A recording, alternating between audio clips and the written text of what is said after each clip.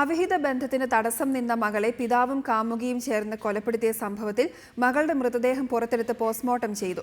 കൊല്ലപ്പെട്ടത് ഇരിങ്ങാലക്കുട സ്വദേശി ഫെമി തന്നെയാണെന്ന് ഉറപ്പാക്കാൻ DNA പരിശോധന നടത്താനും അന്വേഷണ സംഘം തീരുമാനിച്ചു. കേസിലെ പ്രതികളെ കോഴിക്കോട് എത്തിച്ച് തെളിവെടുപ്പ് നടത്തി. വെസ്റ്റ് ഹിൽ ശ്മശാനത്തിൽ നിന്നാണ് ഫെമിയുടെ മൃതദേഹം പുറത്തെടുത്തത്. കോഴിക്കോട് മെഡിക്കൽ കോളേജിലെ ഫോറൻസിക് വിഭാഗം മേധാവി ഡോക്ടർ തോമസ് മാത്യുവിന്റെ നേതൃത്വത്തിലായിരുന്നു പോസ്റ്റ്മോർട്ടം നടപടികൾ. DNA പരിശോധനയ്ക്കുള്ള സാമ്പിളും ശേഖരിച്ചു. തിരുവനന്തപുരം ഫോറൻസിക് ലാബിലേക്ക് DNA പരിശോധനയ്ക്കായി സാമ്പിളുകൾ അയക്കും. കഴിഞ്ഞ തിരുവോണത്തലേന്നാണ് കോഴിക്കോട് റെയിൽവേ ട്രാക്കിൽ പെൺകുട്ടിയുടെ മൃതദേഹം കണ്ടെത്തിയത്.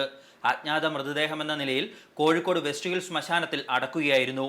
പിന്നീട് നടത്തിയ അന്വേഷണത്തിലാണ് മൃതദേഹം ഇരിങ്ങാലക്കുട സ്വദേശിനി ഫെമിയുടേതാണെന്ന് വ്യക്തമായത്.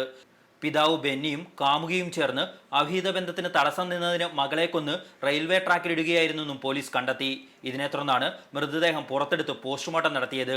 ബെന്നിയെയും കാമുകിയെയും കോഴിക്കോടെത്തിച്ച് തെളിവെടുപ്പ് നടത്തി.